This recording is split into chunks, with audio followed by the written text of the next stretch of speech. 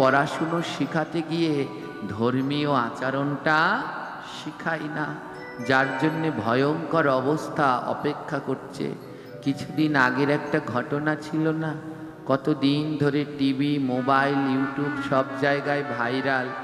ঢাকায় একটা মা মারা গেছে, 9 দিন হয়ে গেছে, জানতো না তার ছেলে মেয়েরা। শুনেছেন? ওই মায়ের 4টা সন্তান ছিল। কয়টা? 3টা ছেলে, একটা মেয়ে। 4 সন্তানের মধ্যে 3জনই বিসিএস ক্যাডার, আর মেয়েটা হাই স্কুলের টিচার। মা আর মেয়ে একই ঘরে বাস করত, বৃদ্ধ মা আর মেয়ে একই ঘরে বাস করত। মা মারা গেছে, 9 দিন হয়ে গেছে, মেয়ে জানে না যে মা মারা গেছে। 3টা ছেলে আছে বড় বড় পোস্টে, এক ছেলে সচিব, আরেকটা ছেলে বাংলাদেশের সব থেকে বড় বিদ্যাপীঠ বুয়েটের টিচার। কিন্তু তার মা মারা গেছে, 9 দিন হয়ে গেছে, তারা জানেই না তাদের মা মারা গেছে। একজন মাকে কতখানি কষ্ট করলে তার 3টা ছেলেকে বিসিএস কমপ্লিট করানো যায় বোঝেন? কত রাত সেই মা ঘুমায়নি, জেগে জেগে ছেলে মেয়েদেরকে পড়িয়েছিলেন।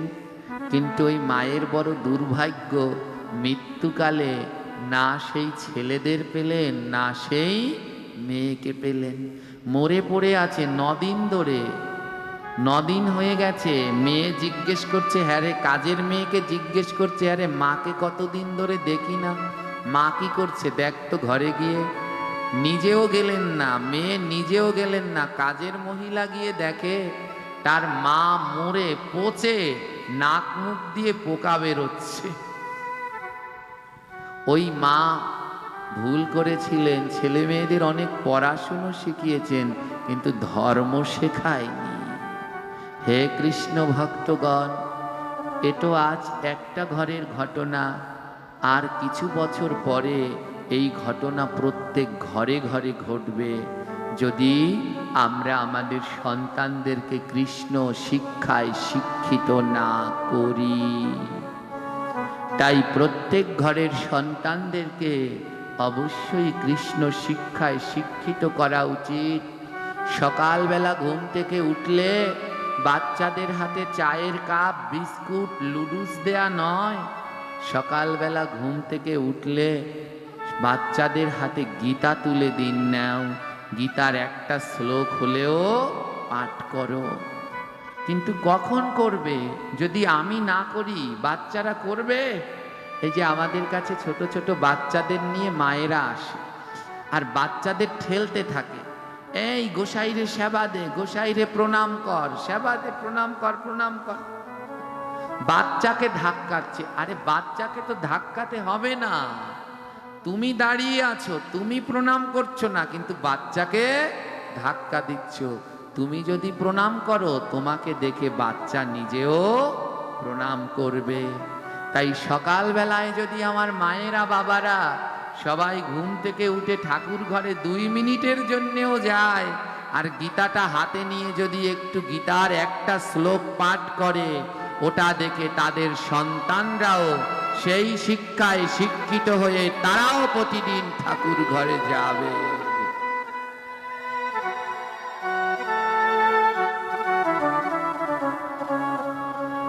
বসুন্ধরা বসতি চ সয়াধন্যা। একজন কৃষ্ণ ভক্ত জন্মগ্রহণ করলে মা বসুন্ধরাও ধন্য হয়ে যায়।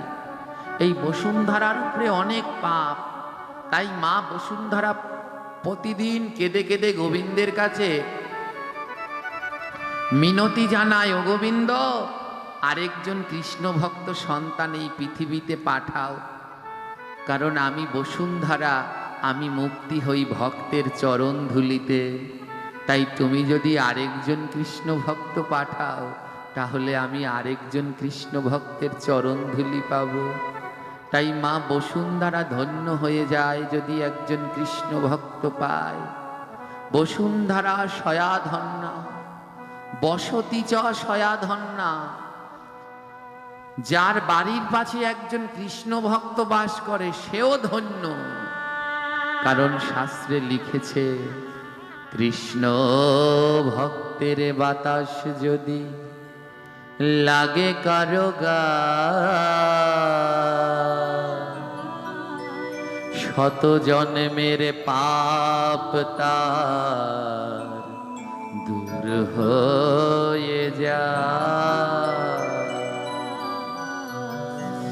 বলে কোন কৃষ্ণ ভক্তের বাতাস যদি গায়ে লাগে, তোমার 100 জন্মের পাপ দূর হয়ে যাবে।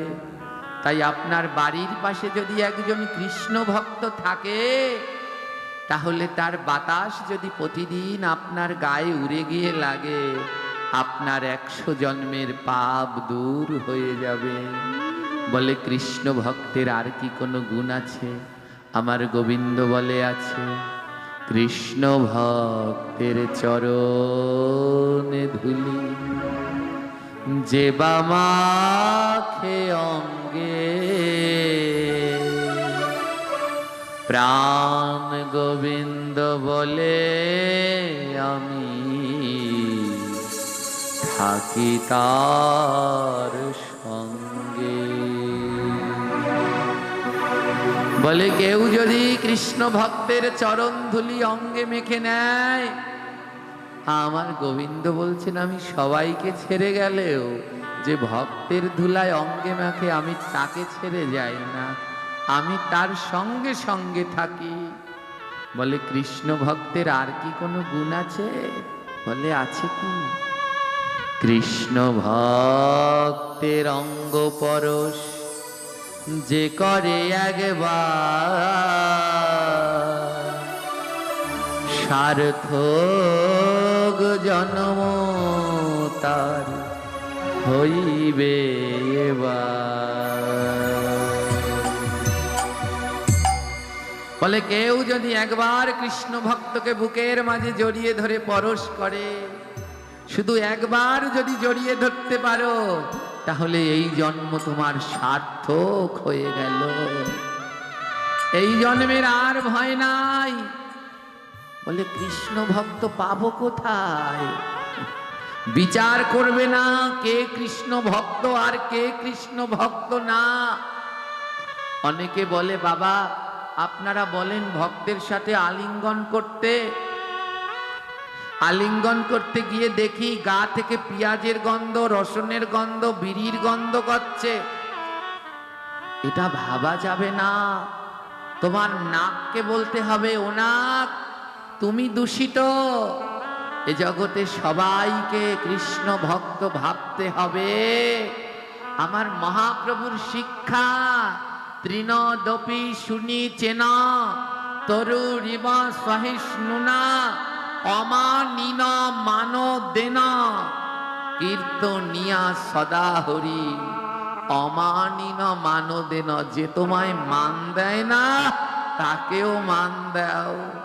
তাই কারো গা থেকে যদি বিড়ির গন্ধ কয়, তবে তার দোষ দেখতে যেও না, দোষটা তোমার দেখো। আমার নাক ভালো না, তার জন্যে আমি তার কাছ থেকে ওই গন্ধ পেয়েছি। গোবিন্দ কোন দিন কোন রূপে আসে আমরা জানি না।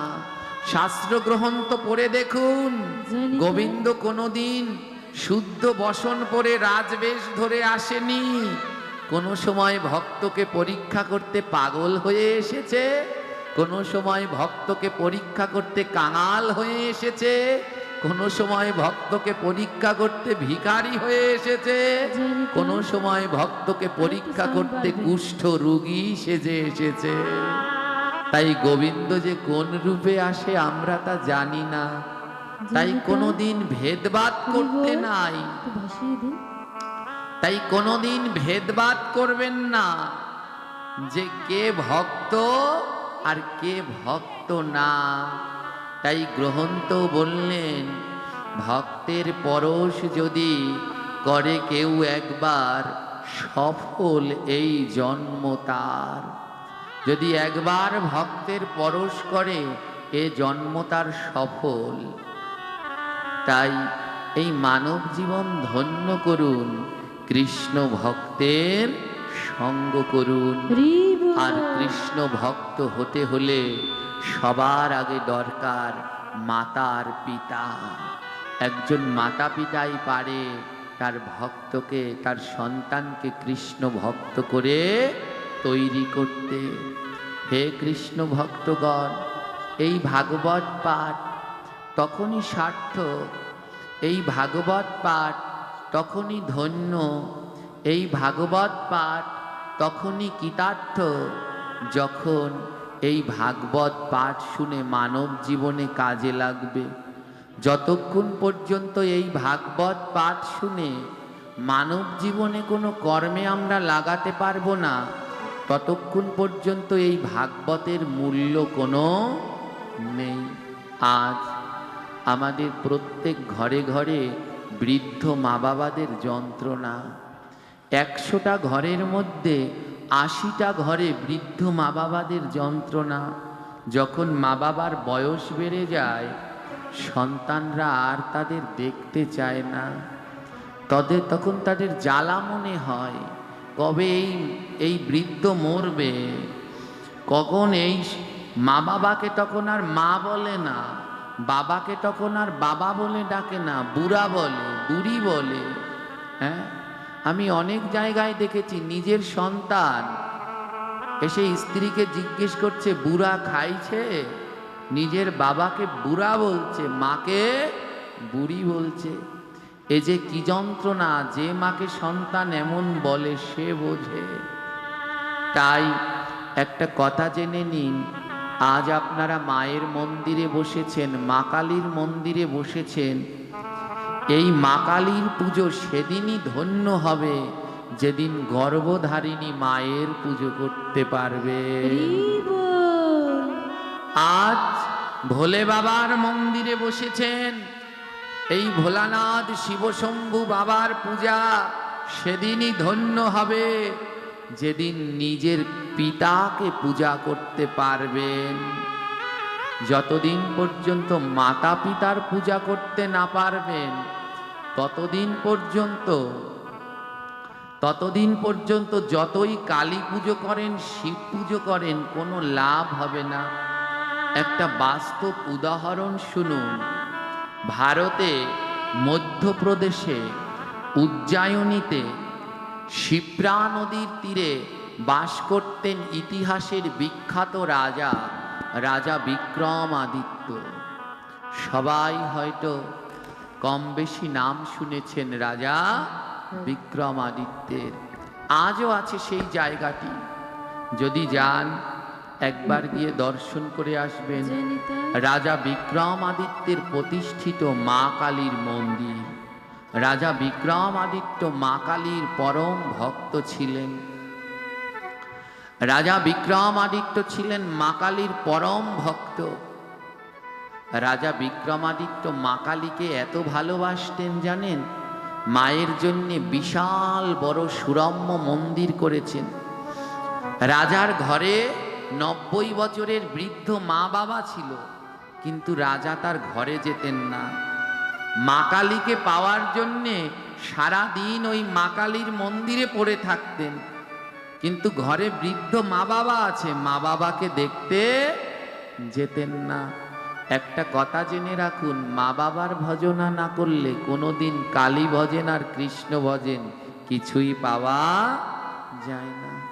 আমাদের সমাজে অনেকেই আছে নতুন নতুন মা বাবাকে রেখে চলে যায় সংসার ত্যাগ করে। হ্যাঁ, সংসার ত্যাগ করে চলে যায়, আর মা বাবা ধর্ম পালন করবার জন্যেই ত্যাগ করে চলে যায়, কিন্তু মা বাবা কষ্টে থাকে। সংসার ত্যাগ করে তখনই সন্তান যেতে পারে যদি মা বাবা স্ব ইচ্ছায় তাকে অনুমতি প্রদান করে। সংসারে থেকেও কৃষ্ণ পাওয়া যায়, কে বলেছে যায় না? তাহলে প্রহ্লাদ, ধ্রুব তারা সংসার করতেন না, তারাও সংসার ছেড়ে চলে যেতেন। অনেকেই বলে আমার মা ভক্ত না, আমার বাবা ভক্ত না, তার জন্যে আমি চলে এসেছি, আমি বাবার হাতে খাবো না, মায়ের হাতে খাবো না, মা ভক্ত না, বাবা ভক্ত না। বাবা ভক্ত না, তার জন্যে যদি সংসার ছেড়ে সব ছেড়ে চলে যেতে হতো, তাহলে সবার আগে যেতেন প্রহ্লাদ। তার বাবাও ভক্ত ছিল না, কিন্তু প্রহ্লাদ যায়নি। কেন সংসার ছেড়ে চলে যাচ্ছেন? ধর্ম প্রচার করতে তো, অন্যকে সাধু বানাতে তো। নিজের ঘরের খুঁটি যদি সাধু তৈরি না করতে পারেন, বাইরে গিয়ে কেমন করে অন্যদের সাধু বানাবেন? তাই সবার আগে নিজের ঘর থেকেই শুরু করা উচিত। রাজা বিক্রমাদিত্যের ঘরে বৃদ্ধ মা বাবা, কিন্তু রাজা তার মা বাবাকে দেখতে যেতেন না। সারা দিন মা কালীর পুজো করতেন। দীর্ঘ ৩০ বছর ধরে রাজা বিক্রমাদিত্য মায়ের অর্চনা করতেন। মা কালীর জন্য সুরম্য মন্দির তৈরি করেছেন। মা কালীর জন্য স্বর্ণ দিয়ে খাট তৈরি করেছেন। মা ঘুমাবেন, তার জন্য খাট বানিয়েছেন কি দিয়ে? স্বর্ণ দিয়ে। মায়ের জন্য ভোগের থালা বানিয়েছেন স্বর্ণ, তাতে বিভিন্ন হীরা মণি মুক্তা খচিত সোনার থালা মা কালীর জন্য বানিয়েছেন। সোনার গ্লাস বানিয়েছেন। মা কালীকে এত ভালোবাসতেন রাজা বিক্রমাদিত্য। শুধু তাই নয়, মা কালীর জন্য একটি পুকুরও খনন করেছে। আমরা তো কতজনকেই মাকে ভালোবাসি, কিন্তু মা কালী স্নান করবে এর জন্য কেউ পুকুর খুঁড়েছি? রাজা বিক্রমাদিত্য মা কালী স্নান করবে বলে একটা পুকুরও তৈরি করেছেন। আজও সেই পুকুর আছে। এবং শুধু পুকুর নয়, রাজা বিক্রমাদিত্য পৃথিবীর সমস্ত তীর্থ ঘুরে সমস্ত তীর্থের পবিত্র জল এনে ওই পুকুরে ঢেলেছেন, যেন মা কালী প্রতিদিন ওই পুকুরে স্নান করে। এত ভালোবাসতেন মা কালীকে, আর এত মায়ের নাম ভজন করতেন। কিন্তু জানেন, দীর্ঘ ৩০ বছর ধরে মায়ের আরাধনা করছেন, কিন্তু বুঝতেই পারছে না যে মা তার সেবা গ্রহণ করছে কি করছে না। প্রতিদিন ওই সোনার থালা গেলাসে করে মা কালীকে কত অন্ন ব্যঞ্জন ছানা ননি মাখন খেতে দেয়, কিন্তু বুঝতেই পারছে না মা কালী তার ভোগ গ্রহণ করছে কি করছে না। মা কালী তার ভোগ গ্রহণ করছে কি করছে না কিছুই বুঝতে পারছে না। দীর্ঘ ৩০ বছর কেটে গেল। রাজা ঘুম আসে না। রাত্র ১টা-২টো বাজে। রাজা মন্দিরের দরজায় বসে আছে। হঠাৎ দেখলেন রাজা আকাশ থেকে অপরূপ সুন্দরী দুটো নারী নেমে আসছে। দুইজন রমণী নেমে আসছেন, আর সেই দুই রমণীর হাতে দুটো সোনার কলস। রাজা অবাক হয়ে দেখলেন সেই অপরূপা দুই নারী রাজার সেই পুকুর থেকে 2 কলস জল নিয়ে আবার আকাশপথে চলে যাচ্ছে। রাজা অবাক হয়ে গেলেন, কে এই নারী?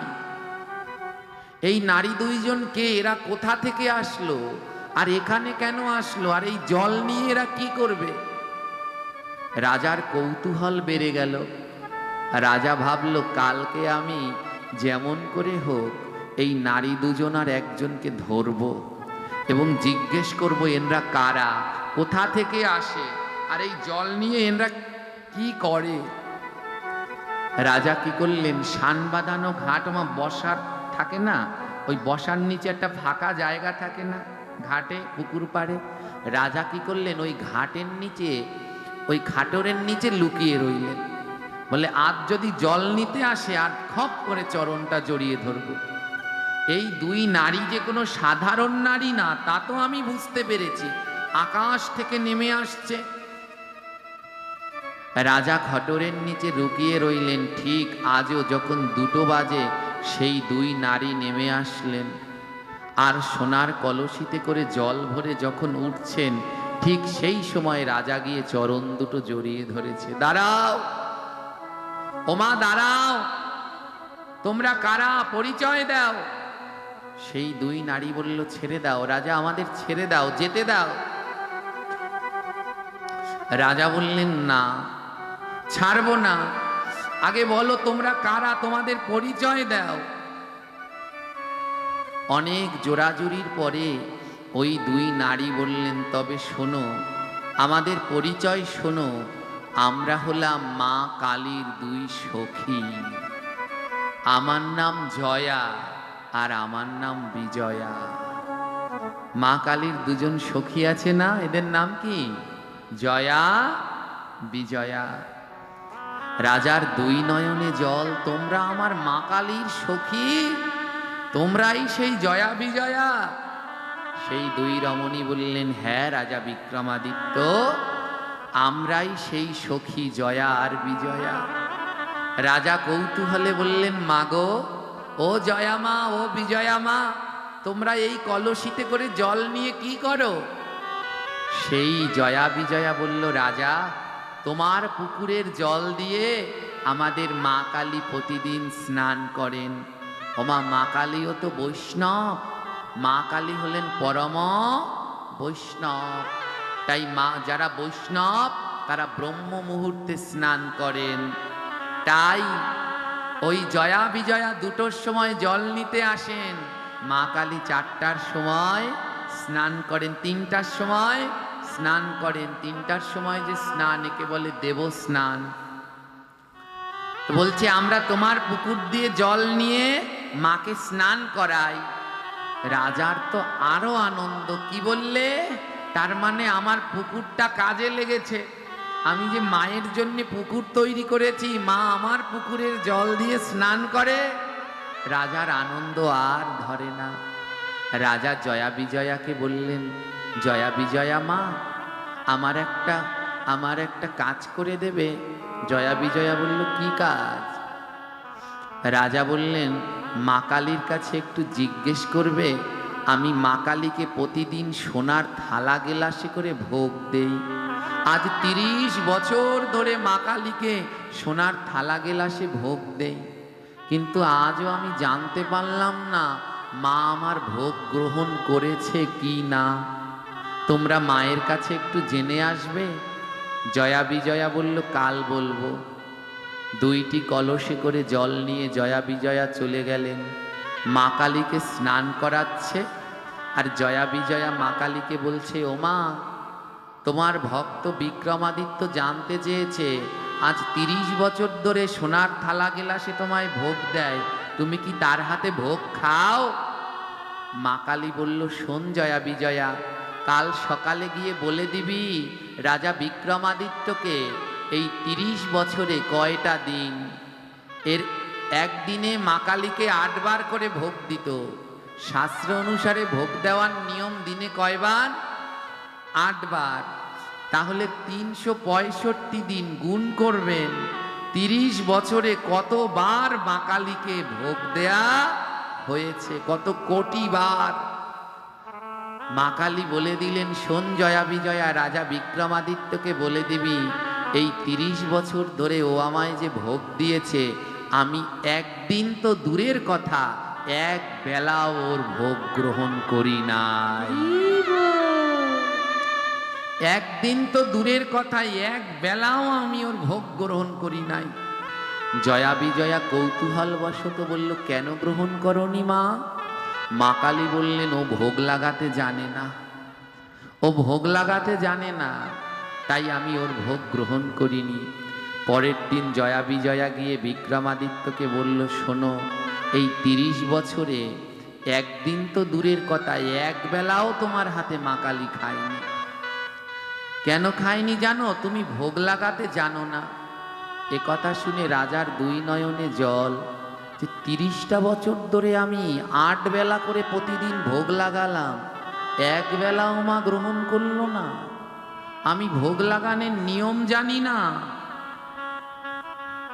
রাজা জয়া বিজয়াকে বললেন, মাগো, আমার আরেকটা উপকার করবে? জয়া বিজয়া বলল, কি বলো? বলে, মায়ের কাছ থেকে জেনে আসবে ভোগ লাগাতে কে জানে, মায়ের ভোগ লাগানোর নিয়ম কানুন কি, এটা কে জানে, আমি তার কাছে গিয়ে ভোগ লাগানো শিখব। তুমি একটু জেনে আসবে কার কাছে গেলে আমি ভোগ লাগানো শিখতে পারবো। জয়া বিজয়া বললেন, বেশ, জেনে আসবো। মা কালীরকে স্নান করাচ্ছে আর বলছে, মাগো, রাজা জানতে চেয়েছে তোমার ভোগ লাগানোর নিয়ম কে জানে, কার কাছে গেলে রাজা জানতে পারবে যে তোমার কিভাবে ভোগ লাগাতে হয়। রাজা বলে দিলেন, মা কালী বলে দিলেন, শোনো, রাজাকে গিয়ে বলবে রাজার রাজ দরবারের পিছনে ওমা দেখবেন বড় লোকদের বাড়ির পাশে ওয়াল থাকে, আর ওই ওয়ালের পাশে যারা গরিব দুঃখী তারা তাঁবু টানায়, তাঁবু টানিয়ে ওর পাশে ওয়ালের সাথে থাকে। মা কালী বললেন রাজাকে বলবে রাজার বাড়ির পিছনে ওই ওয়ালের সাথে একটা তাঁবু টানিয়ে একটা ভাঙা ঝুপড়ি ঘরের মধ্যে এক মেথর থাকে, আমি প্রতিদিন ওই মেথরের হাতে খাই। ওই মেথর পূজার নিয়ম কানুন জানে, ওই মেথর সব মন্ত্র জানে। পরের দিন এসে জয়া বিজয়া রাজাকে বলল, রাজা তোমার বাড়ির পিছনে তোমার দেয়ালের সাথেই একটা ভাঙা ঝুপড়িতে এক মেথর থাকে, ওই মেথর সব নিয়ম কানুন জানে, তুমি ওই মেথরের কাছে যাও। যদি মায়ের ভোগ লাগানো শিখতে চাও, মায়ের পূজা শিখতে চাও, তাহলে ওই মেথরের কাছে যাও। রাজা দেরি করলেন না, ছুটতে ছুটতে সেই মেথরের কাছে গেলেন। সন্ধ্যা হয়ে এসেছে। ওমা ওই মেথর তো বোঝেন লোকের বাড়িতে ময়লা আবর্জনা পরিষ্কার করে। ওই মেথরের ঘরে বৃদ্ধ মা আর বাবা আছে। ওই বৃদ্ধ মা বাবা অন্ধ, চোখে দেখতে পায় না, অনেক বয়স হয়ে গেছে, মায়ের গায়ে কুষ্ঠ রোগ হয়েছে আর বাবা চোখে দেখতে পায় না। মায়ের গায়ে এমন কুষ্ঠ রোগ হয়েছে মাঝে মাঝে পোকাও হয়ে গেছে। মেথরের স্ত্রী মেথরকে জানিয়ে দিয়েছে, শোনো, এক নয় তোমার মায়ের সাথে থাকতে হবে, নয় আমার সাথে থাকতে হবে। তোমার এই অন্ধ মা বাবা, এই কুষ্ঠ রোগে আক্রান্ত মা বাবার সাথে আমি থাকতে পারবো না। মেথর বললেন, স্ত্রীকে বললেন, শোনো সহধর্মিনী, যখন আমার কেউ ছিল না, শিশুকালে যখন আমার কেউ ছিল না, তখন আমার এই মাই আমার পাশে ছিল। তখন আমার পাশে কেউ ছিল না, আমার মা ছিল, বুকের মধ্যে আগলে রেখেছে। তাই আজ আমার মা অসুস্থ, তাই আমি মায়ের জন্যে তোমার জন্যে আমার মাকে ছাড়তে পারবো না। তোমার যদি মনে হয় তুমি চলে যেতে পারো, আমি আমার মা বাবার সাথেই থাকবো। ওই মেথরকে ছেড়ে তার স্ত্রী সন্তান সবাই চলে গেছে, কিন্তু মেথর তার বৃদ্ধ মাতা পিতাকে ছেড়ে যায়নি। কেন জানেন? ওই মেথর ছিল পরম কৃষ্ণ ভক্ত। আর এ জগতে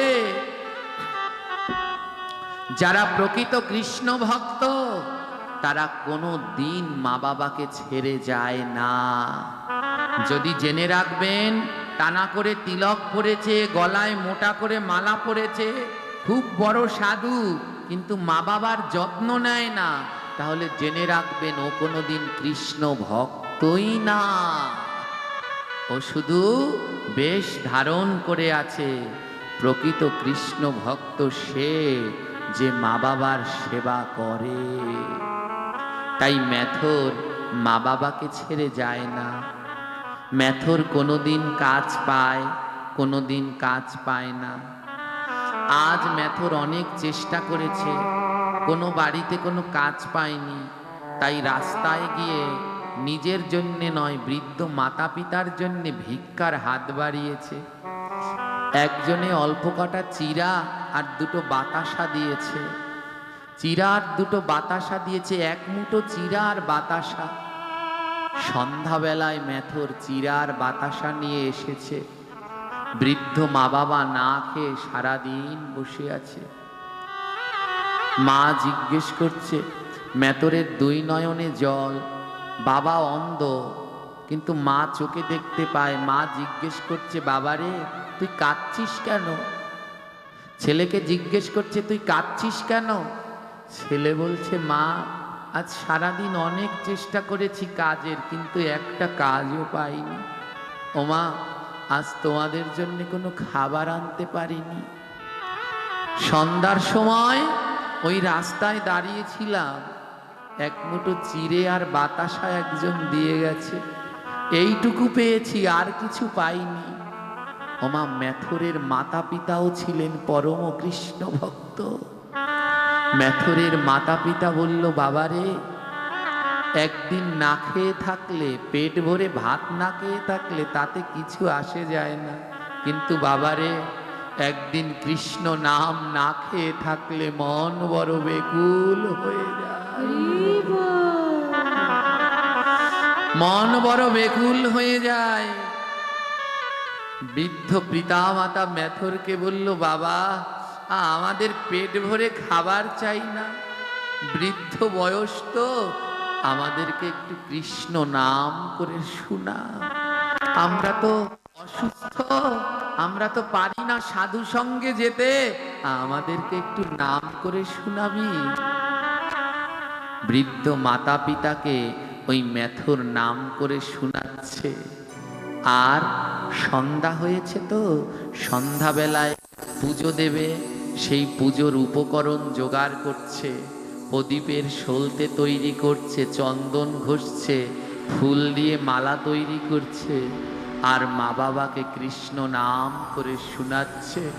বাবা মা বলে, আমাদের আর কিছু লাগবে না, ওই নামেই শান্তি, একটু নাম করে শোনা। তোর বৃদ্ধ মা বাবাকে নাম করে শোনাচ্ছেন, হরে কৃষ্ণ হরে কৃষ্ণ কৃষ্ণ কৃষ্ণ হরে হরে, হরে রাম হরে রাম, রাম রাম হরে হরে, হরে কৃষ্ণ হরে, প্যাডের বিট কমিয়ে দেওয়ার। রাধে রাধে। সবাই মিলে বদন ভরে, কেউ বদন বন্ধ রাখবেন না। হরে রাম হরে রাম, রাম রাম হরে হরে, হরে কৃষ্ণ হরে কৃষ্ণ কৃষ্ণ কৃষ্ণ হরে হরে, হরে রাম হরে রাম, রাম রাম হরে হরে, হরে কৃষ্ণ হরে কৃষ্ণ। সবাই মিলে উচ্চ স্বরে বদন ভরে, হরে হরে, হরে রাম হরে রাম, রাম রাম হরে হরে। পুত্র কৃষ্ণ নাম করছে, আর মাতা পিতা সেই মধুর হরিনাম শ্রবণ করছে। ওমা, এ জগতে তার বড় আনন্দ। এই পাঠের আগে একটা কীর্তন গাইতে হয়, পঞ্চতত্ত্ব কীর্তন। ওর মধ্যে দুটো লাইন আছে, পঞ্চপুত্র সঙ্গে ভজে রায় ভবানন্দ, আর তিন পুত্র সঙ্গে নাচে সেন শিবানন্দ। বলে সেই মাতা পিতার ভাগ্য ভালো, যাদের ঘরে কৃষ্ণ ভক্ত সন্তান হলো। কৃষ্ণ হরে কৃষ্ণ, কৃষ্ণ রাধে রাধে। সবাই মিলে হরে রাম হরে রাম, রাম রাম হরে হরে। আর ওই মেথরের ঘরে খাওয়ার কিছু নেই, কিন্তু বৃদ্ধ মেথরের পিতামাতা আর ওই মেথর কৃষ্ণদাস, ওনাদের আনন্দের কোনো শেষ নেই। কারণ ওই বৃদ্ধ পিতামাতার আর কিছু না থাকুক, একটা কৃষ্ণ ভক্ত সন্তান আছে। এই ভাগবত আসরে সেই মা বাবা ধন্য, যে মা বাবা তার সন্তানকে নিয়ে ভাগবতে আসতে পেরেছেন। তাই ওই ভবানন্দ ধন্য, সে পঞ্চপুত্র নিয়ে কৃষ্ণ ভজন করেছে। শিবানন্দ সেন ধন্য, সে তার 3 পুত্রকে নিয়ে নৃত্য করেছেন। আর ম্যাথর ধন্য, আজ ম্যাথরের পুত্র কৃষ্ণ নাম গাইছে, আর সেই নামে 3 জন একজন আরেকজনকে জড়িয়ে ধরে প্রেমালিঙ্গন করছে। হরে কৃষ্ণ হরে কৃষ্ণ কৃষ্ণ কৃষ্ণ হরে হরে, হরে রাম হরে রাম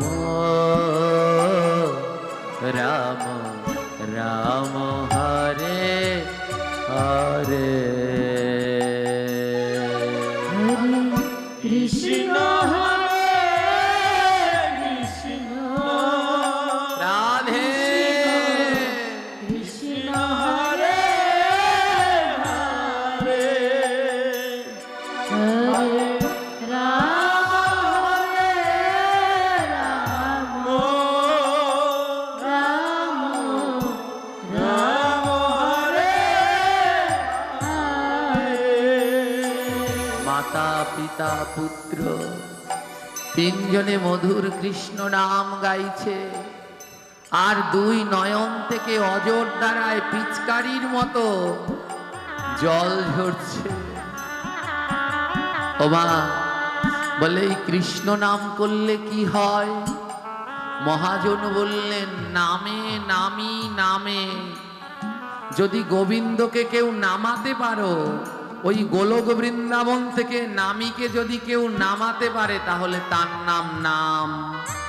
নামে নামি নামে। তাই কৃষ্ণ নাম করলে গোবিন্দ নেমে আসে, ভক্তের কাছে ধরা দেয়। বলে, আমরা এত নাম করি, কই কৃষ্ণ তো আমাদের কাছে ধরা দেয় না। মহাজন বললেন, কৃষ্ণ সবার কাছে ধরা দেয় না। বলে, কার কাছে ধরা দেয়? মহাজন বলে, কৃষ্ণ নামে ঝরে যার 2 নয়নে ধারা, তার কাছেই প্রাণ গোবিন্দ দেয় আমার ধরা। কৃষ্ণ হরে কৃষ্ণ, সবাই মিলে বদন ভরে কৃষ্ণ হরে হরে, গৌর হরি গৌর হরি। রাম হরে রাম, রাম রাম হরে হরে। বলে, কৃষ্ণ নামে ঝরে যার 2 নয়নে ধারা, তার কাছে প্রাণ গোবিন্দ দেয় আমার ধরা। এক পাশে দাঁড়িয়ে ভক্ত বললেন, ওগো বৈষ্ণব, আমার তো কৃষ্ণ নামে নয়নে জল ধরে না। আমি ছেলের জন্য কাঁদি, মেয়ের জন্য কাঁদি, টাকার জন্য কাঁদি, বিষয়ের জন্য কাঁদি, কিন্তু কৃষ্ণ নামে আমি তো কাঁদি না। কৃষ্ণ নামে তো আমার নয়নে জল ঝরে না। কেন? কেন কৃষ্ণ নামে আমার নয়নে জল ঝরে না? বৈষ্ণব কবি উত্তর দিলেন, শোনো ভক্ত, কৃষ্ণ নামে সবার নয়নে জল ঝরে না। কৃষ্ণ নামে তার নয়নে জল ঝরে। কার জানো? যে বদনে নাম করে আর 2 বাহু দিয়ে ভক্তকে বুকের মাঝে জড়িয়ে ধরে, তারই নয়নে কৃষ্ণ নামে জল ঝরে। কৃষ্ণ হরে, তাই বদনে নাম করো, আর 2 বাহু দিয়ে ভক্তের অঙ্গে পরশ করো, তোমার নয়নেও কৃষ্ণ নামে জল ঝরবে। কারণ এমন মানব জন্ম আর হবে না। আজ মৃত্যুর নিকটবর্তী জায়গা,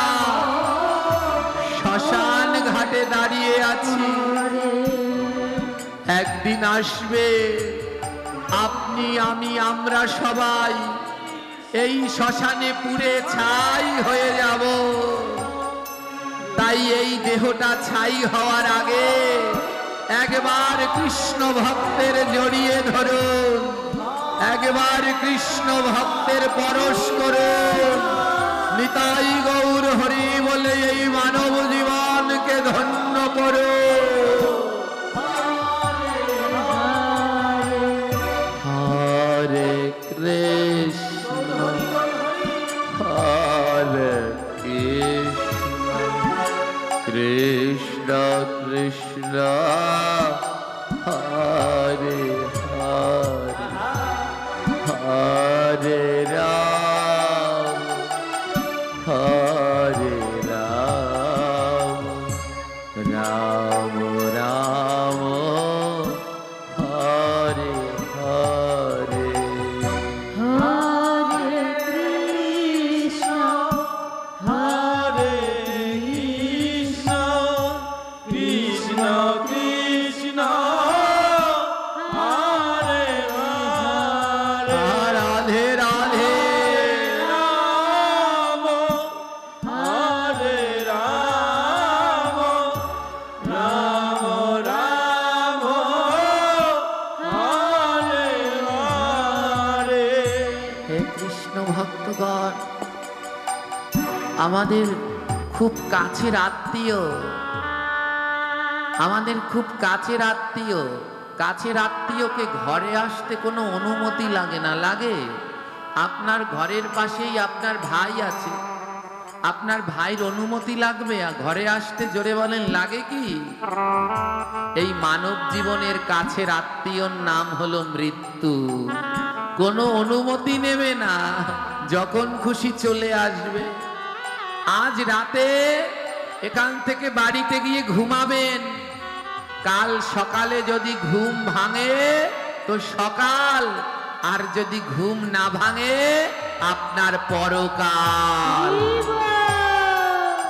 যদি কালকে আপনার ঘুম আর না ভাঙে আবার আপনাকে এখানে আসতে হবে, তবে এখানে আর বসতে পারবেন না। কাল ওইখানে শুয়ে চিতার আগুনে জ্বলতে হবে, নিভে যাবে আপনার সমস্ত দম্ভ, সমস্ত অহংকার, চলে যাবে আপনার সমস্ত অধিকার। সুন্দর দেহটা পুরে ছাই হয়ে যাবে।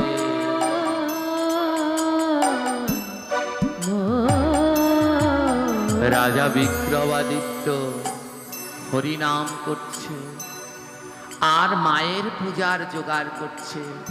পঞ্চপ্রদীপ সাজিয়েছে, নৈবেদ্য দেওয়ার মতো ছানা মাখন মিষ্টি নেই। এক মুঠো চিড়ে আর দুটো বাতাসা একটা মাটির থালায় সাজিয়েছে। জল দেওয়ার মতো একটা গেলাস নেই।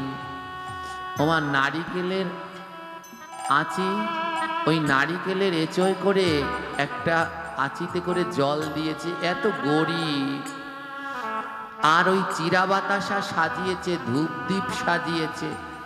এমন সময় রাজা বিক্রমাদিত্য দেখতে এসেছে যে ওই মেথর কোন মন্ত্রে মায়ের পূজা করে যে মা কালী ওর হাতে খায়, আমার হাতে খায় না। রাজা এসেছে, মেথর থরথর করে কাঁপছে। রাজা মশাই আপনি? রাজা বলে, ভয় পেও না মেথর, শুনেছি তুমি নাকি প্রতিদিন মায়ের পুজো করো। হ্যাঁ, আমি প্রতিদিন মায়ের পুজো করি। রাজা বলে, আমি দেখতে এসেছি তুমি কেমন মায়ের পুজো করো। দেখি দেখি, তোমার ঘরটা একটু ঘুরে দেখি। রাজা সারা ঘর ঘুরে দেখলেন। ওই ঘরের এক কোণায় এক জায়গায় ছোট্ট একটা রাধা কৃষ্ণের আসন, আর সেই আসনের সম্মুখে এক মুঠো চিড়ে আর ওই আইচায় করে একটু জল দিয়েছে গোবিন্দের ভোগে। সারা ঘরেও একটা মা কালীর ফটোও নেই, একটা বিগ্রহও নেই। রাজা বলল, এই মেথর, তুমি মা কালীর পুজো করো, তোমার ঘরে তো একটা মা কালীর ফটোও নেই, বিগ্রহও নেই, তুমি কেমন মায়ের পুজো করো? মেথর বলে, রাজা আপনি একটু অপেক্ষা করুন, আপনি দেখতে পাবেন। রাজাকে বসতে আসন দিল, রাজা বসলো। রাজাকে বলল, রাজা তাহলে এবার আমি মাকে আনি, আমার মাকে পুজো করার জন্য আমি মাকে আনি। রাজা বললে, মাকে আনবে মানে? বলে, আমি মায়ের পুজো করি তো। রাজা কি মেথর কি করলেন জানেন? তার সেই গর্ভধারিণী মা, কুষ্ঠ রোগে আক্রান্ত, যার গায়ে পোকা হয়ে গেছে, সেই মাকে মেথর কোলে করে এনে চেয়ারে বসালেন, আর বৃদ্ধ পিতাকে চেয়ারে বসালেন। রাজা বলে, এ কি, তুমি না মা কালীর পুজো করো? মেথর বললেন, না তো, আমি মায়ের পুজো করি, মা কালীর পুজো তো আমি করি না। আমি প্রতিদিন এই আসনে বসিয়ে আমার গর্ভধারিণী মা আর পিতার পূজা করি। তাহলে জয়া বিজয়া বলে গেল, তুমি নাকি পুজোর মন্ত্র জানো? রাজা বলে, একটু অপেক্ষা করে দেখি না ও কেমন মায়ের পুজো করে। বৃদ্ধ মা বাবাকে চেয়ারের উপরে বসিয়ে ওই মেথর চরণ ধোয়াচ্ছে, মা বাবার চরণ ধোয়াচ্ছে। চরণ ধুইয়ে তাতে পুষ্প দিল। ওই মায়ের চরণের মধ্যে ক্ষত, পোকা হয়ে গেছে, কুষ্ঠরোগ তো। চরণ ধৌত করে সেই চরণামৃত যখন পান করতে গেছে, রাজা বলে, থামো, এই মেথর, তোমার মায়ের কুষ্ঠরোগ হয়েছে, এটা ছোঁয়াচে রোগ, তুমি যদি ওই জল খাও তোমারও কুষ্ঠরোগ হবে। মেথর বলে, রাজা তুমি জানো না, মায়ের চরণামৃত খেলে, মায়ের চরণ ধুয়ে জল খেলে কোনোদিন রোগ হয় না, যদি দেহে রোগ থাকে সেই রোগ চলে যায়। ভক্তি ভরে মেথর মাতা পিতার চরণ ধৌত করে সেই চরণামৃত পান করলেন, গন্ধ পুষ্প দিয়ে পুজো করলেন। যে মালা দুটো গেঁথেছিলেন, একটা মায়ের গলায় আরেকটা বাবার গলায় পরিয়ে দিলেন। হে কৃষ্ণ ভক্তগণ, মা কালীর পুজো করতে হলে আগে নিজের গর্ভধারিণী মায়ের পুজো করুন। ভোলে বাবার পুজো করতে হলে আগে জন্মদাতা পিতার পূজা করুন। এদের পূজা না করে এনাদের পূজা কোনোদিনই হবে না, কোনোদিনই হবে না। কি করলেন জানেন? তারপরে ওই যে গোবিন্দকে চিরা বাতাসা ভোগ দিয়েছে, ওরা তো কৃষ্ণ ভক্ত, গোবিন্দের প্রসাদ ছাড়া গ্রহণ করে না। ওই রাজা প্রতিদিন সোনার থালা গেলাসে মা কালীকে দিতেন, কিন্তু গোবিন্দের প্রসাদ দিতেন না। আর মা কালী গোবিন্দের প্রসাদ ছাড়া অন্য কোনো প্রসাদ গ্রহণ করে না। আজ মেথর সেই চিড়ে আর বাতাসা মেখে বৃদ্ধ মা বাবার মুখে তুলে দিচ্ছে। ও মা, ও বাবা, আমি তোমার অদম সন্তান, তোমার জন্য আজ ভালো কিছু আনতে পারিনি, এই চিড়ে বাতাসা এনেছি, একটু খাও না মা। ওই বদনে নাম করছে আর মা বাবার মুখে চিড়ে বাতাসা তুলে দিচ্ছে। হরে কৃষ্ণ হরে কৃষ্ণ কৃষ্ণ কৃষ্ণ হরে হরে, হরে রাম হরে রাম, রাম রাম হরে হরে। হরে কৃষ্ণ হরে কৃষ্ণ কৃষ্ণ কৃষ্ণ হরি বল, হরি বল। হরে রাম হরে রাম, রাম হরে হরে। ওই কৃষ্ণ নাম করছে আর মা বাবার মুখে চিড়ে বাতাসা যখন দিচ্ছে না, হাতটা কাঁপছে। আর হাতটা যখন কাঁপছে ওই হাত থেকে মাঝে মাঝে দুই একটা চিড়ে আর বাতাসা পড়ে যাচ্ছে, মাটিতে পড়ে যাচ্ছে। রাজা পাশে দাঁড়িয়ে দাঁড়িয়ে দেখছে। মেথর যখন তার মায়ের মুখে চিরা বাতাসা তুলে দেয়, কাঁপিতে কাঁপিতে হাত থেকে দুই একটা ভূমিতে গড়া। ওই কাঁপতে কাঁপতে দুই একটা চিরা বাতাসা ভূমিতে গড়িয়ে গড়িয়ে পড়ছে। আর রাজা পাশ থেকে দেখছেন যেই চিরা বাতাসা মাটিতে পড়েছে, সেই চিরায় আর বাতাসা পুড়িয়ে খায় জগৎ জননী মা কালী। কি বাবলি শোনো ভক্তগণ, যেই চিরা বাতাসা পড়িল মাটিতে সেই চিরা বাতাসা গ্রহণ করে আজ জগৎ জননী মা কালী। রাজা লুটিয়ে পড়েছে। ও মা, মা, মা কালী তুমি এসেছো মা। রাজার মন মা কালীর দিকে, আর মেথর কৃষ্ণ দাসের মন তার গর্ভধারিণী মা বাবার দিকে। মা কালীর চরণে লুটিয়ে পড়ে রাজা বলছে, মা এ তুই কি করছিস?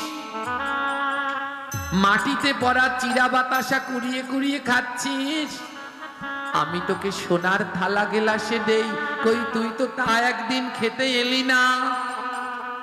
মা কালী বলছে, শোন রাজা, এ জগতে যে মাতা পিতাকে খাওয়ায় না সে 30 বছর কেন 300 বছর আরাধনা করলেও কোনোদিন মা কালীর দর্শন পায় না। তোর ঘরে বৃদ্ধ মাতা পিতা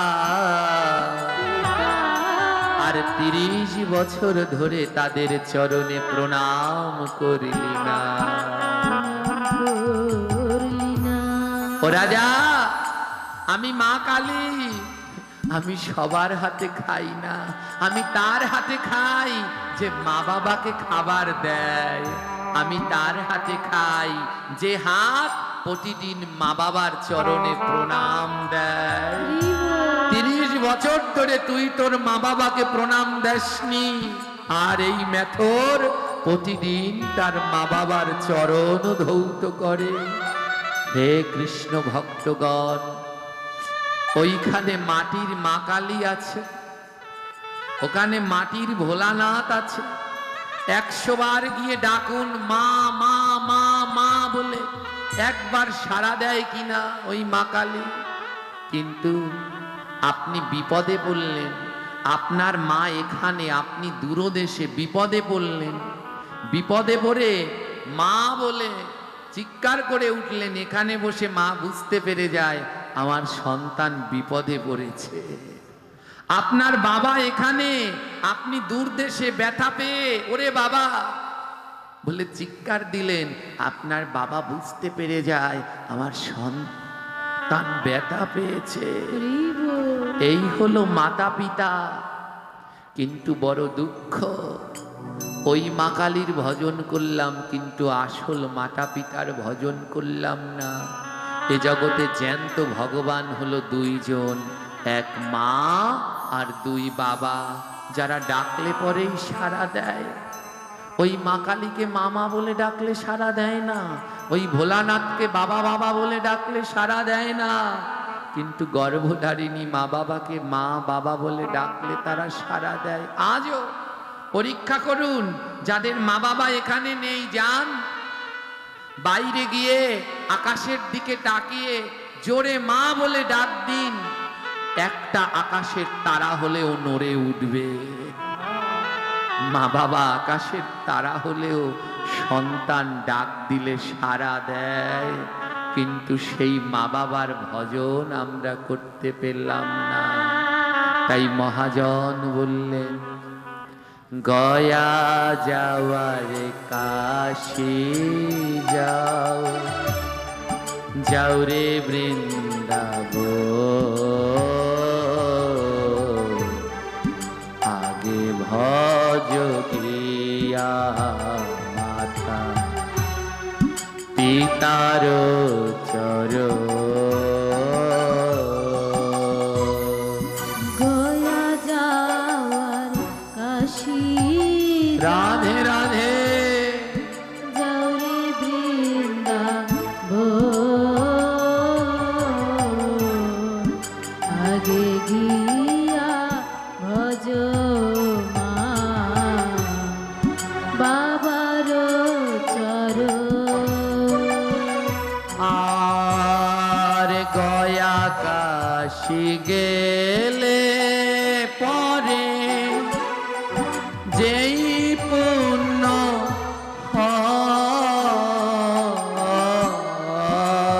গয়া কাশি গেলে পরে যে পুণ্য হয়,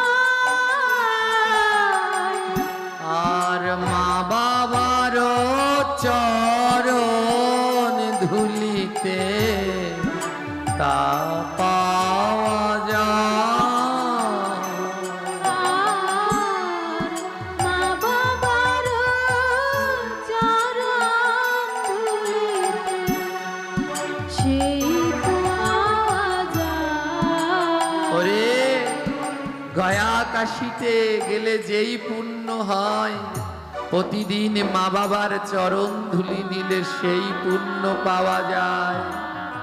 তাই হে কৃষ্ণ ভক্তগণ, এ জগতে অনেকে ভালোবাসবে, কিন্তু মাতা পিতার মতো নিঃস্বার্থ ভালোবাসা জগতে কেউ বাসে না।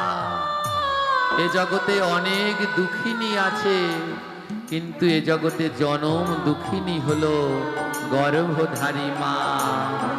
তাই মহাজন পদে বললেন, জনম দুঃখিনী আমার গর্ভধারী মা, মায়ের অন্তরে ব্যথা দিও না। জনম দুঃখিনী আমার রাধে গর্ভধারী মা, মায়ের অন্তরে কেউ ব্যথা দিও না। আর মা বাবার চোখে যদি ঝরে এক ফোঁটা জল,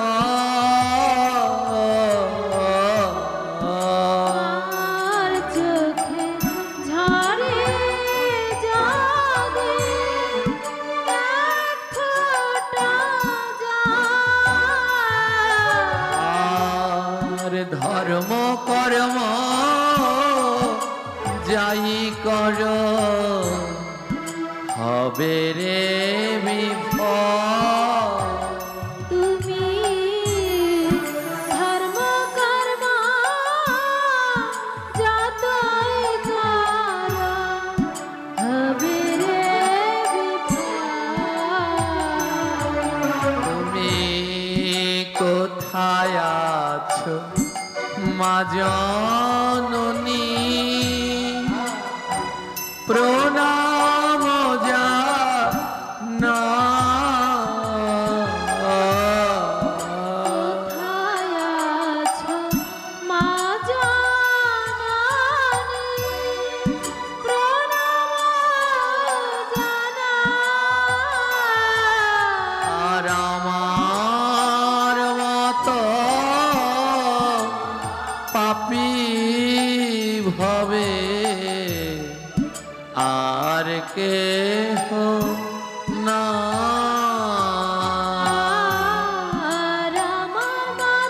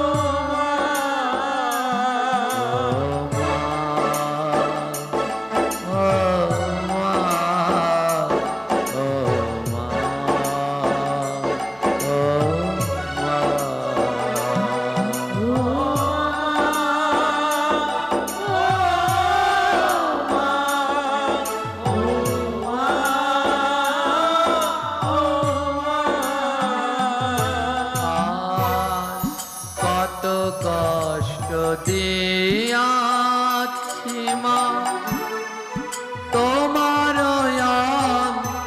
ধরে কষ্ট দিয়াছি মা তোমার অন্তরে আর ক্ষমা করে দিও মাগো অধমে সন্তানের ক্ষমা করে দিও মাগো অধমের সন্তানরে। হে কৃষ্ণ ভক্তগণ, কত কষ্ট দিয়েছি আমরা মা বাবার অন্তরে, কত খারাপ আচরণ করেছি মা বাবার সাথে, কিন্তু মাতা পিতা এমন হয় সন্তান শত খারাপ আচরণ করলেও মা বাবা কোনোদিন সন্তানকে অভিশাপ দেয় না। এ জগতে যেই বাড়িতে ভাড়া থাকবেন মাস হয়ে গেলে বাড়িওয়ালার ভাড়া দিতে হয়। এই জগতে একজন নিঃস্বার্থ ভাড়াওয়ালা আছে যার ভাড়া দেয়া লাগে না, সে হলো মা। 10 মাস 10 দিন গর্ভে রইলাম, কিন্তু বিনিময়ে আমাদের কাছে কিচ্ছু চাইলেন না। তাই এই ভাগবত পাঠ সেদিন ধন্য হবে যেই দিন কোনো ঘরে বৃদ্ধ মাতা পিতা কাঁদবে না, যেদিন সন্তানরা প্রতিদিন সকালবেলা ঘুম থেকে উঠে দেবতার প্রণাম নয় মাতা পিতার প্রণাম করবে। আজ এই আসরে তারা বড় ভাগ্যবান যাদের মাতা পিতা এই আসরে আছেন, সেই সন্তান বড় ভাগ্যবান যেই সন্তানের মা কিংবা বাবা এখানে বসে আছে, যার শ্বশুর কিংবা শাশুড়ি এখানে বসে আছে। যদি কারো মা কিংবা বাবা, শ্বশুর কিংবা শাশুড়ি এই আসরে বসে থাকে, তাদের চরণে অনুরোধ জানাই, আপনারা তো অনেক ভক্তের চরণ ধুলি নিলেন, একবার নিজের জায়গা থেকে উঠে গিয়ে নিজের মা বাবার চরণে প্রণাম জানান, শ্বশুর শাশুড়ির চরণে প্রণাম জানান, আপনার এই জীবন ধন্য হয়ে যাবে। তাই মহাজন পদে বললেন, তোমরা দেও দাও ভক্ত দেওয়া আমার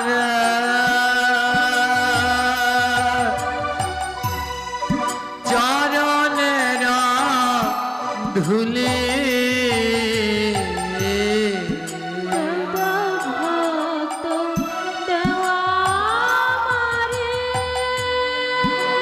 রাধে রাধে চরণের ধুলি। তোমরা দাও দাও ভক্ত দেওয়া আমার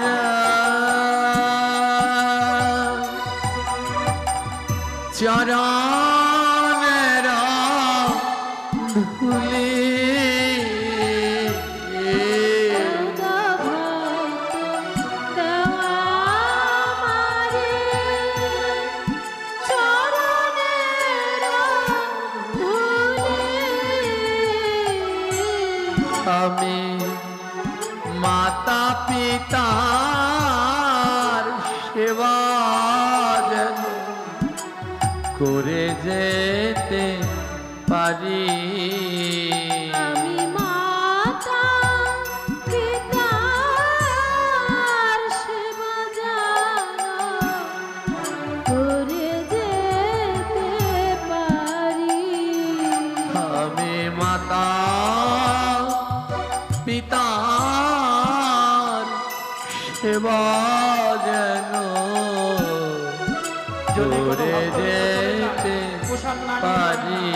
আপনাদের চরণে হাত দিয়ে বলছি, যদি কোনো ভক্ত ভাইয়ের চলে যান বাসায়, পোশাক অবশ্যই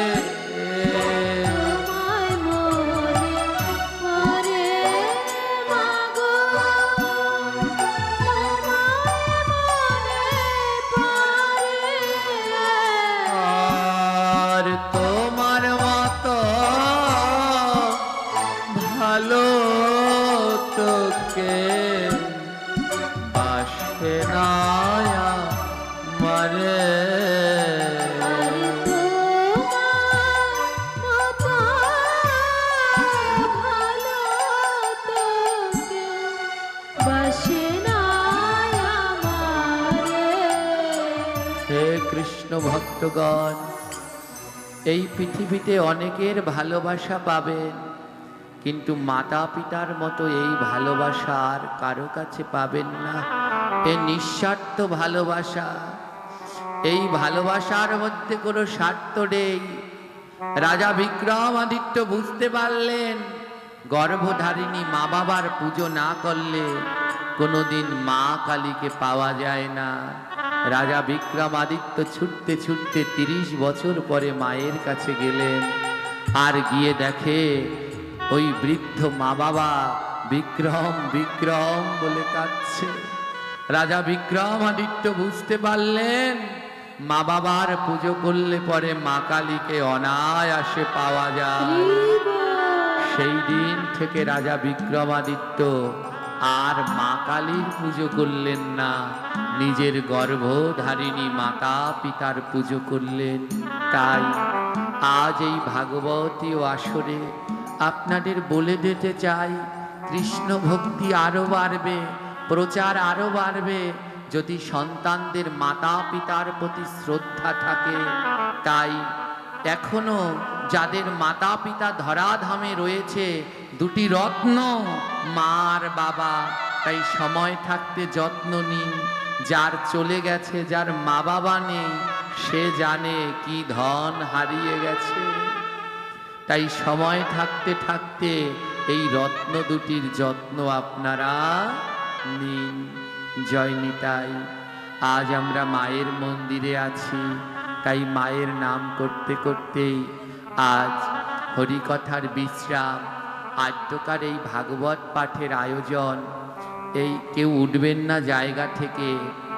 আদ্যকার এই ভাগবত পাঠের আয়োজন করা হয়েছে অত্র এলাকায় সকল প্রয়াত মাতা পিতার আত্মার শান্তি কামনায়, যারা এই শ্মশান ঘাটে চিরনিদ্রায় শায়িত রয়েছেন, সকলের শান্তি কামনায় আদ্যকার এই ভাগবত পাঠ হরিকথার আয়োজন। তাই আমরা সবাই মিলে তাদের উদ্দেশ্যে মঙ্গল প্রদীপ প্রজ্বলন করে গোবিন্দের কাছে প্রার্থনা করব। তাই সবার কাছে পৌঁছে দেয়া হচ্ছে দীপ। আপনারা একজন আরেকজনের হাতে পৌঁছে দিন এবং সবাই মিলে একসাথে প্রদীপগুলো প্রজ্বলন করে ভগবানের উদ্দেশ্যে আরতি দেখাবেন।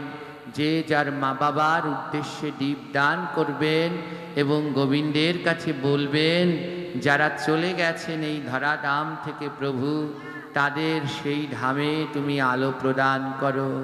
তাই সবাই মিলে একসাথে, যেখানে মায়ের নাম সেখানে আনন্দ ধাম, আনন্দ শুধু আনন্দ।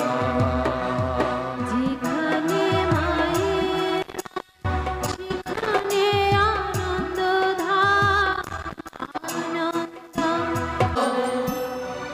কারণ এমন মানব জন্ম আর হবে না। আজ মৃত্যুর নিকটবর্তী জায়গা শ্মশান ঘাটে দাঁড়িয়ে আছি। একদিন আসবে আপনি, আমি, আমরা সবাই এই শ্মশানে পুড়ে ছাই হয়ে যাব। তাই এই দেহটা ছাই হওয়ার আগে একবার কৃষ্ণ ভক্তের জড়িয়ে ধরুন, একবার কৃষ্ণ ভক্তের পরশ করুন। নিতাই গৌর হরি বলে এই মানব জীবনকে ধন্য করুন। হরে কৃষ্ণ হরে কৃষ্ণ, কৃষ্ণ কৃষ্ণ হরে হরে, হরে রাম হরে রাম, রাম রাম হরে হরে। হরে কৃষ্ণ হরে কৃষ্ণ, কৃষ্ণ কৃষ্ণ হরে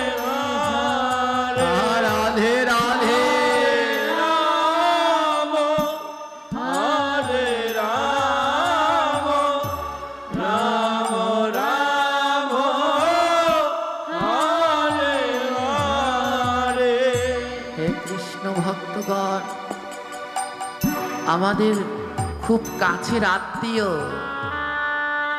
আমাদের খুব কাছের আত্মীয়, কাছের আত্মীয়কে ঘরে আসতে কোনো অনুমতি লাগে না, লাগে? আপনার ঘরের পাশেই আপনার ভাই আছে, আপনার ভাইয়ের অনুমতি লাগবে আর ঘরে আসতে? জোরে বলেন, লাগে কি? এই মানব জীবনের কাছের আত্মীয়র নাম হলো মৃত্যু। কোনো অনুমতি নেবে না, যখন খুশি চলে আসবে। আজ রাতে এখান থেকে বাড়িতে গিয়ে ঘুমাবেন, কাল সকালে যদি ঘুম ভাঙে তো সকাল, আর যদি ঘুম না ভাঙে আপনার পরকাল। যদি কালকে আপনার ঘুম আর না ভাঙে, আবার আপনাকে এখানে আসতে হবে, তবে এখানে আর বসতে পারবেন না। কাল ওইখানে শুয়ে চিতার আগুনে জ্বলতে হবে, নিভে যাবে আপনার সমস্ত দম্ভ, সমস্ত অহংকার, চলে যাবে আপনার সমস্ত অধিকার। সুন্দর দেহটা পুরে ছাই হয়ে যাবে।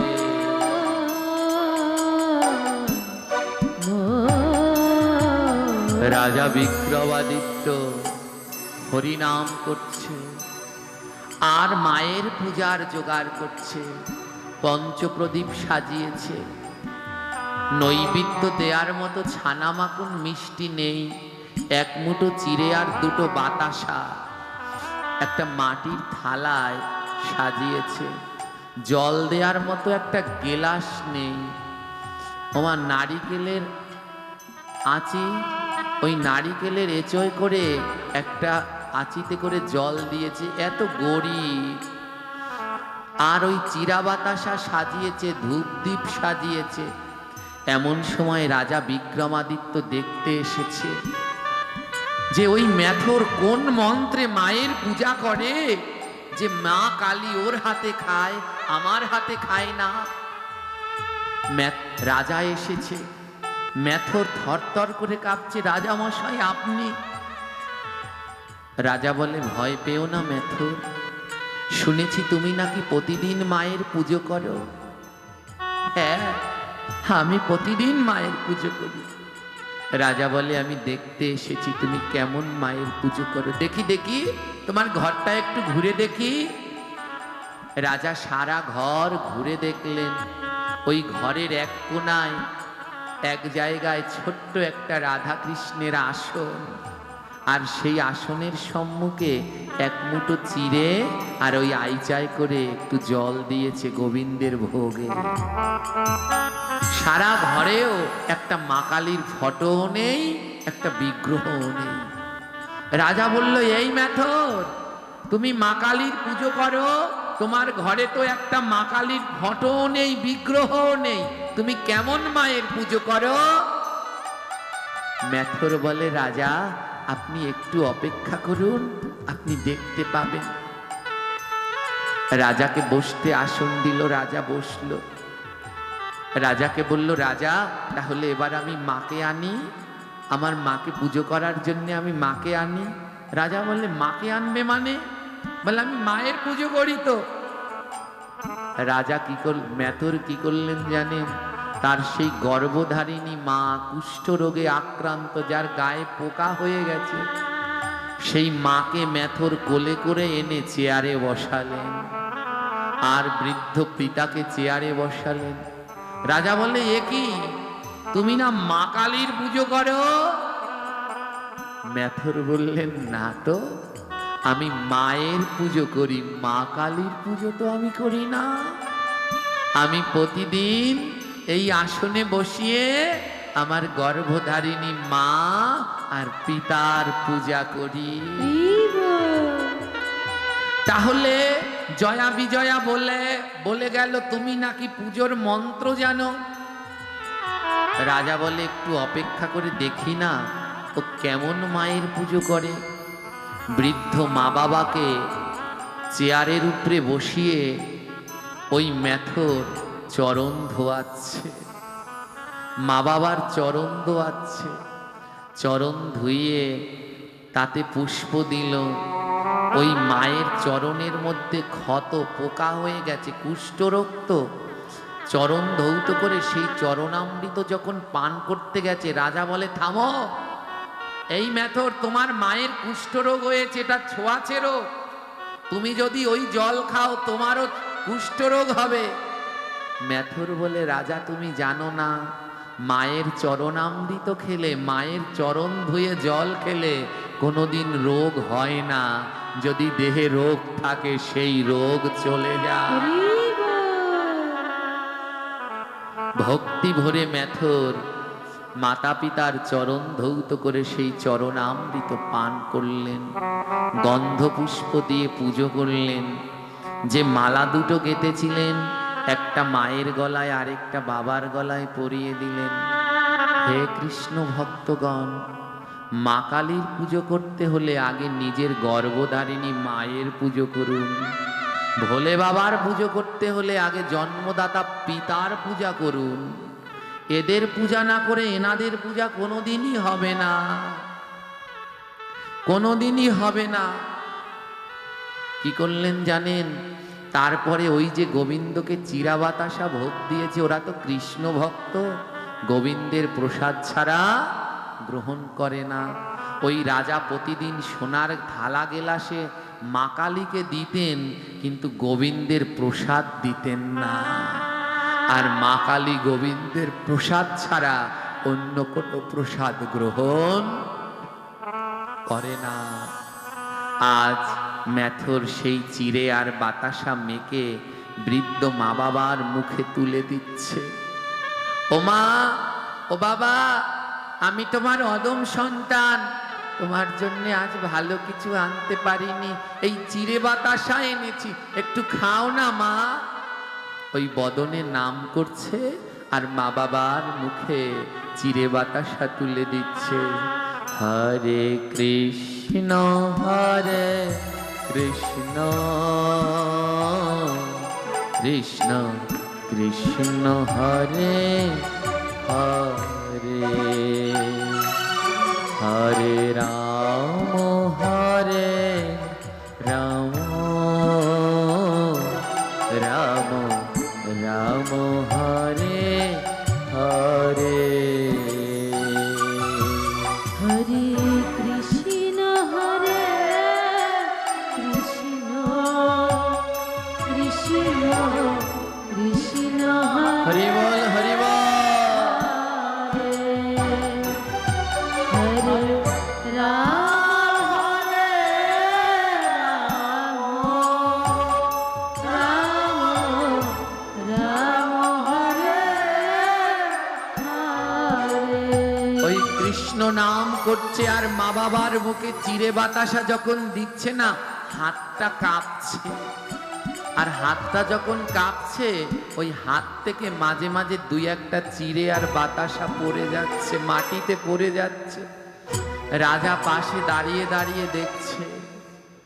মেথর যখন তার মায়ের মুখে চিরা বাতাসা তুলে দেয়, কাঁপিতে কাঁপিতে হাত থেকে দুই একটা ভূমিতে গড়া। ওই কাঁপতে কাঁপতে দুই একটা চিরা বাতাসা ভূমিতে গড়িয়ে গড়িয়ে পড়ছে। আর রাজা পাশ থেকে দেখছেন, যেই চিরা বাতাসা মাটিতে পড়েছে, সেই চিরায় আর বাতাসা পুড়িয়ে খায় জগৎ জননী মা কালী। কি বাবলি শোনো ভক্তগণ, যেই চিরা বাতাসা পড়িল মাটিতে, সেই চিরা বাতাসা গ্রহণ করে আজ জগৎ জননী মা কালী। রাজা লুটিয়ে পড়েছে। ও মা, মা, মা কালী তুমি এসেছো মা। রাজার রাজার মন মা কালীর দিকে, আর মেথর কৃষ্ণ দাসের মন তার গর্ভধারিণী মা বাবার দিকে। মা কালীর চরণে লুটিয়ে পড়ে রাজা বলছে, মা এ তুই কি করছিস? মাটিতে পড়া চিরা বাতাসা কুড়িয়ে কুড়িয়ে খাচ্ছিস? আমি তোকে সোনার থালা গেলাসে দেই, কই তুই তো তা একদিন খেতে এলি না। মা কালী বলছে, শোন রাজা, এ জগতে যে মাতা পিতাকে খাওয়ায় না, সে 30 বছর কেন 300 বছর আরাধনা করলেও কোনোদিন মা কালীর দর্শন পায় না। তোর ঘরে বৃদ্ধ মাতা পিতা, আর 30 বছর ধরে তাদের চরণে প্রণাম করলি না। ও রাজা, আমি মা কালী, আমি সবার হাতে খাই না, আমি তার হাতে খাই যে মা বাবাকে খাবার দেয়। আমি তার হাতে খাই যে হাত প্রতিদিন মা বাবার চরণে প্রণাম দেয়। 30 বছর ধরে তুই তোর মা বাবাকে প্রণাম দেসনি, আর এই মেথর প্রতিদিন তার মা বাবার চরণ ধৌত করে। হে কৃষ্ণ ভক্তগণ, ওইখানে মাটির মা কালী আছে, ওখানে মাটির ভোলানাথ আছে। 100 বার গিয়ে ডাকুন মা মা মা মা বলে, একবার সাড়া দেয় কিনা ওই মা কালী? কিন্তু আপনি বিপদে পড়লেন, আপনার মা এখানে, আপনি দূরদেশে বিপদে পড়লেন, বিপদে পড়ে মা বলে চিৎকার করে উঠলেন। এখানে বসে মা বুঝতে পেরে যায় আমার সন্তান বিপদে পড়েছে। আপনার বাবা এখানে, আপনি দূর দেশে ব্যথা পেয়ে ওরে বাবা বলে চিৎকার দিলেন। আপনার বাবা বুঝতে পেরে যায় আমার সন্তান ব্যথা পেয়েছে। এই হলো মাতা পিতা। কিন্তু বড় দুঃখ, ওই মা কালীর ভজন করলাম কিন্তু আসল মাতা পিতার ভজন করলাম না। এ জগতে জ্যান্ত ভগবান হলো 2 জন, এক মা আর 2 বাবা, যারা ডাকলে পরেই সাড়া দেয়।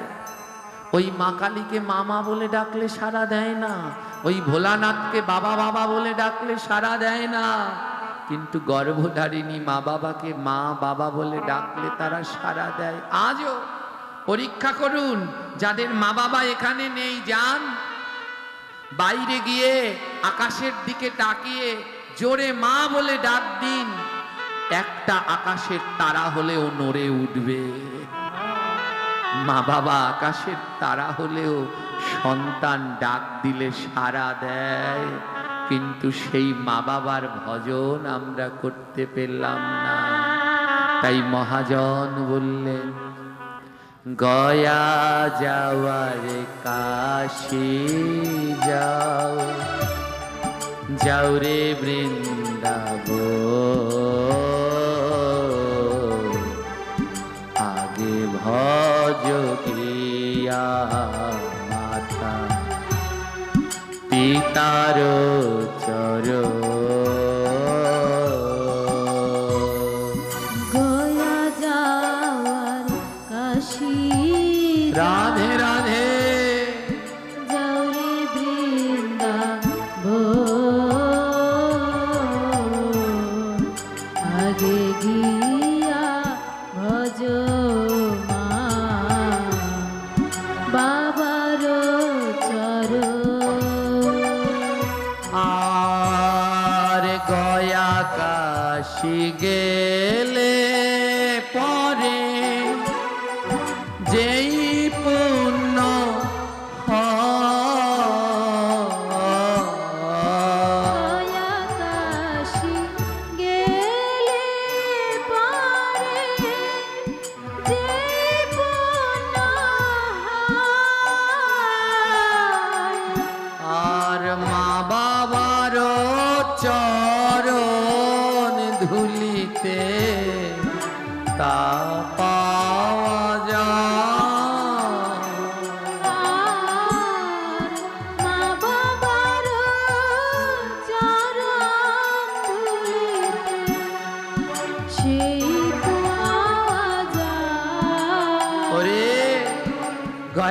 কাশিতে গেলে যেই পুণ্য হয়, প্রতিদিন মা বাবার চরণ ধুলি নিলে সেই পুণ্য পাওয়া যায়। তাই হে কৃষ্ণ ভক্তগণ, এ জগতে অনেকে ভালোবাসবে, কিন্তু মাতা পিতার মতো নিঃস্বার্থ ভালোবাসা জগতে কেউ বাসে না। এ জগতে অনেক দুঃখিনী আছে, কিন্তু এ জগতে জনম দুঃখিনী হলো গর্ভধারী মা। তাই মহাজনপদে বললেন, জনম দুঃখিনী আমার গর্ভধারী মা, মায়ের অন্তরে ব্যথা দিও না। জনম দুঃখিনী আমার রাধে গর্ভধারী মা, মায়ের অন্তরে কেউ ব্যথা দিও না। আর মা বাবার চোখে যদি ঝরে এক ফোঁটা জল, আর চোখে ঝরে যদি এক ফোঁটা জল, আর ধর্ম কর্ম যাই কর হবে রে বিফল। তুমি ধর্ম কর্ম যতই করো হবে রে বিফল। তুমি কোথায় আছো মা জননী, প্রণাম জানা। কোথায় আছো মা জননী, প্রণাম জানাই। আর আমার মতো পাপী ভবে আর কেহ না। আর আমার মতো পাপী ভাবে আর কেহ নাই। ও মা, ও মা, ও মা, ও মা। ও মা, ও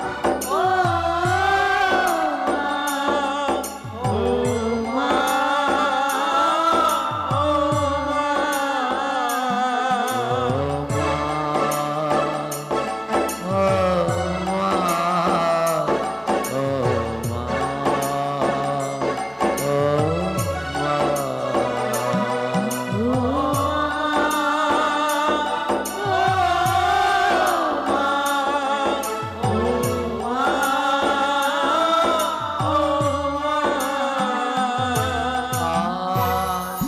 কত কষ্ট দিয়াছি মা তোমার ধরে, কত কষ্ট দিয়াছি মা তোমার অন্তরে। আর ক্ষমা করে দিও মাগো অধমে সন্তানের। ক্ষমা করে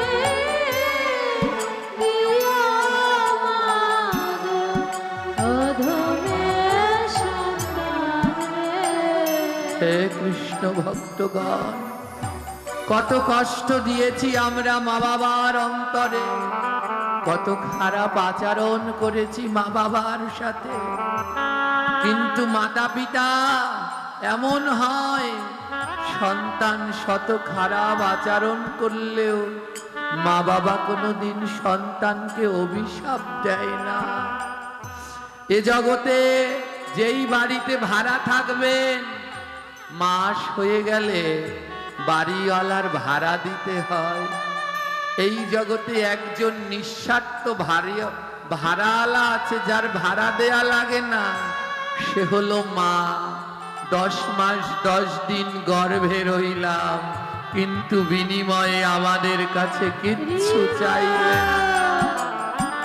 তাই এই ভাগবত পাঠ সেদিন ধন্য হবে, যেই দিন কোনো ঘরে বৃদ্ধ মাতা পিতা কাঁদবে না, যেদিন সন্তানরা প্রতিদিন সকালবেলা ঘুম থেকে উঠে দেবতার প্রণাম নয়, মাতা পিতার প্রণাম করবে। আজ এই আসরে তারা বড় ভাগ্যবান, যাদের মাতা পিতা এই আসরে আছেন। সেই সন্তান বড় ভাগ্যবান, যেই সন্তানের মা কিংবা বাবা এখানে বসে আছে, যার শ্বশুর কিংবা শাশুড়ি এখানে বসে আছে। যদি কারো মা কিংবা বাবা, শ্বশুর কিংবা শাশুড়ি এই আসরে বসে থাকে, তাদের চরণে অনুরোধ জানাই, আপনারা তো অনেক ভক্তের চরণ ধুলি নিলেন, একবার নিজের জায়গা থেকে উঠে গিয়ে নিজের মা বাবার চরণে প্রণাম জানান, শ্বশুর শাশুড়ির চরণে প্রণাম জানান, আপনার এই জীবন ধন্য হয়ে যাবে। তাই মহাজন পদে বললেন, তোমরা দাও দাও ভক্ত, দেওয়া আমার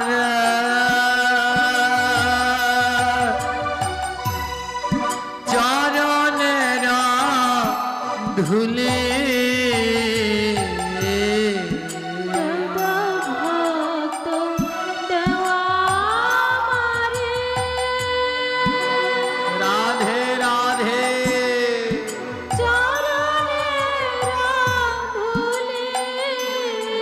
তোমরা দাও দাও ভক্ত, দেওয়া আমার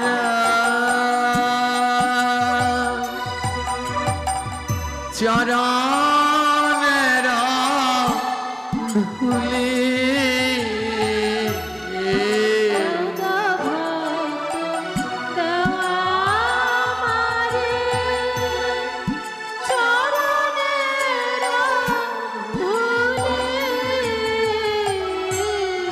আমি মাতা পিতার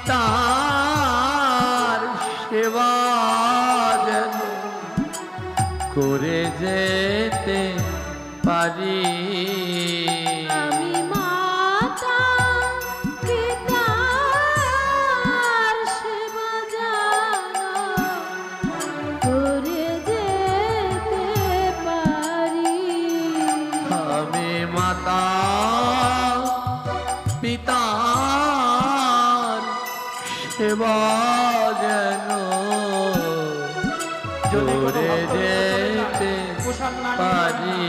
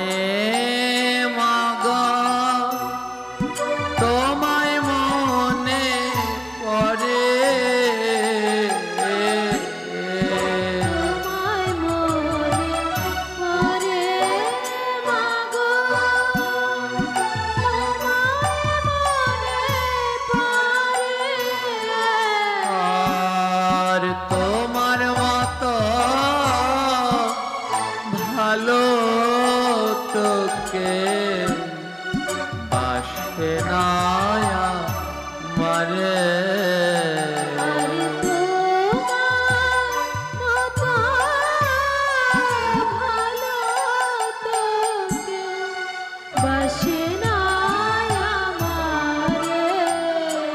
হে কৃষ্ণ ভক্তগণ, এই পৃথিবীতে অনেকের ভালোবাসা পাবেন, কিন্তু মাতা পিতার মতো এই ভালোবাসা আর কারো কাছে পাবেন না।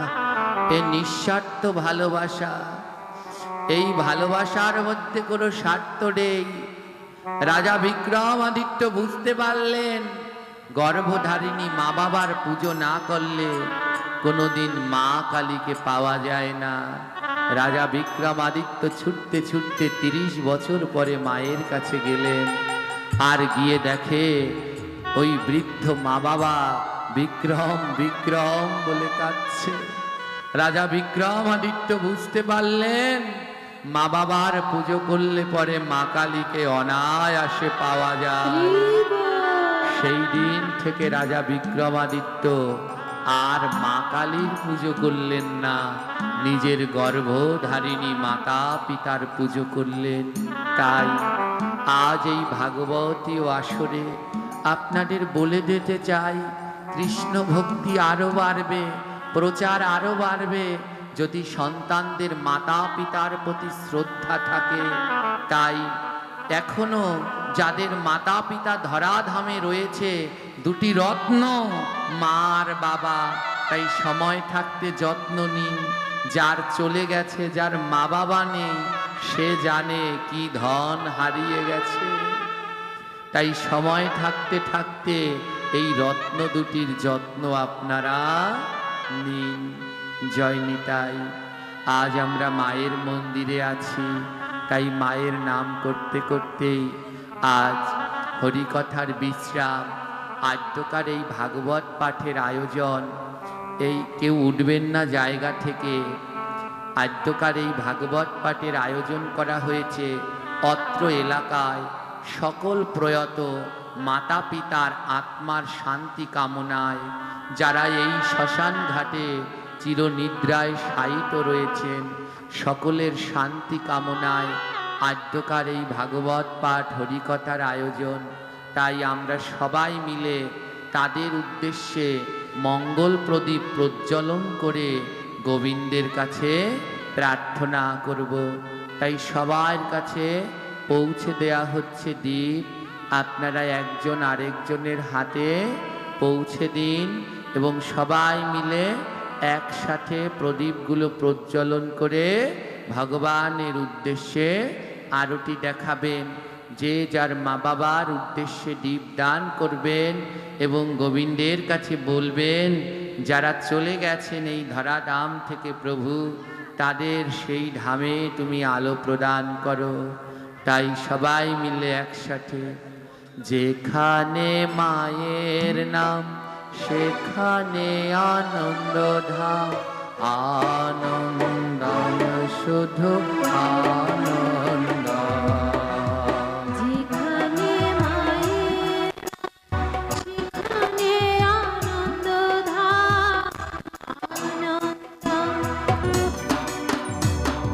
बोलिए परम दयाल परम कृपल शिल गुरु महाराज की, दयाल ठाकुर शिल नित्यानंद प्रभु की জয়।